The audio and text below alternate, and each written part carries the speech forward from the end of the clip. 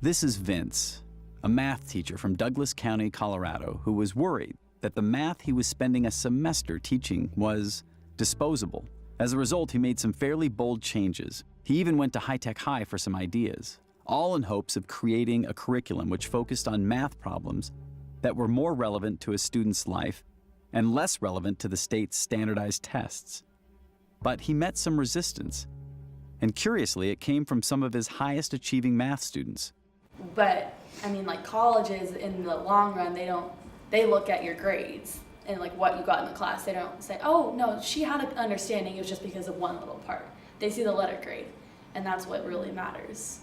Do you want Jim and Vince to train you guys to ace tests so that you can get into the school of your choice?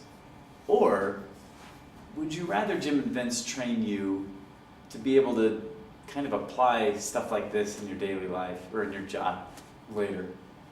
Go ahead, speak up. I want to ace the test. That's how you get to college. That's how I get a job. Like, I feel like this stuff in college, you focus on what you want to do with your life and like in the real world. And so I feel like that's when you should focus on that, because not everyone's going to go off and do math. So I feel like I would rather ace the test. That's just a personal opinion of mine. I agree with that. I think in high school, you should be learning how to ace the test, and if you want to pursue more mathematical things in college, then they can teach you how to like do real life things if you want to learn that in college. But in high school, you should be taught how to ace the test so you can get into college in the first place.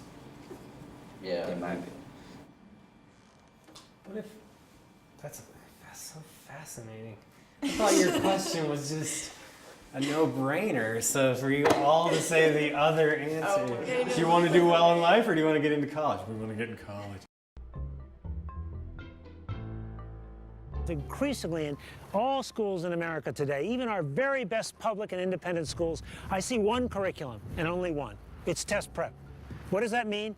Kids are spending an inordinate amount of classroom time preparing for predominantly multiple choice factual recall tests, the results of which tell us absolutely nothing about work, learning, or citizenship readiness in the 21st century. While the vast majority of our nation's schools still operate according to the traditional model, over the past 2 years, we filmed at schools all over the country that are breaking in various ways from our century-old educational model.